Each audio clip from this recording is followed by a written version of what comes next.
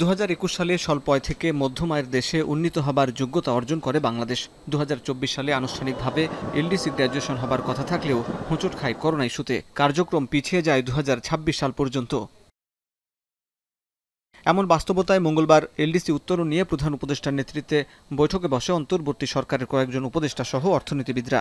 বৈঠকে সম্ভাব্য ঝুঁকি নিয়ে আলোচনা হয়। এ সময় মনিটরিংয়ের জন্য উচ্চ পর্যায়ের একটি কমিটি করতে নির্দেশ দেন প্রধান উপদেষ্টা। এলডিসি উত্তরণের সকল চ্যালেঞ্জ মোকাবেলায় প্রস্তুতি নেওয়ার নির্দেশ দেন তিনি। বান্ডেল থাকলে প্রতি সেনমানিতে টাকা বাঁচবে। বিকাশ সেনমানি বান্ডেল কিনে জিতুন প্রতি লেনদেনে। এদিন বিকেলে ফরেন সার্ভিস একাডেমিতে সংবাদ সম্মেলনে প্রধান উপদেষ্টার বিশেষ সহকারী জানান, এখন আর পিছনে ফেরার সুযোগ নেই। আমরা duty free, quota free access পাচ্ছি, সেটা কিন্তু 2026 সালে বন্ধ হয়ে যাবে না। অলরেডি অনেকগুলো দেশ অফারই করেছে আমাদেরকে। আমাদের যে ক্রিটিক্যাল মার্কেট আছে, ইউ ফর এক্সাম্পল, ওরা 2029 সাল পর্যন্ত দেবে, ওরা বলেই দিয়েছে। তাহলে আমরা যে পিছিয়ে দিব, পিছিয়ে কেন দিবেন? আমরা চাওয়ার আগেই তো ওরা অফার করেছে। তিনি বলেন, এলডিসি উত্তরণের জন্য সুশাসন প্রতিষ্ঠা ও প্রাতিষ্ঠানিক সক্ষমতা বাড়ানো সরকারের প্রধান চ্যালেঞ্জ। আমাদের যে নিজস্ব যে ক্যাপাসিটি আছে কতগুলি জায়গায়, ইনস্টিটিউশনাল কিছু আমাদের দুর্বলতা আছে।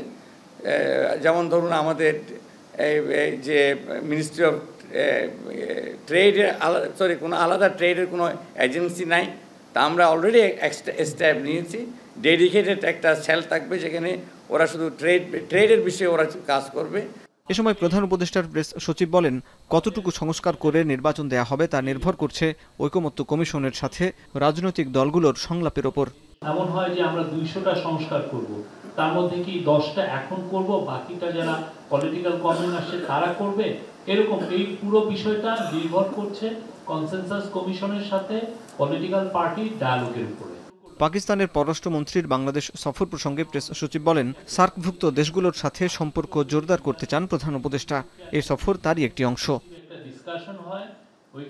হাসিব বিল্লাহ, এখন, ঢাকা।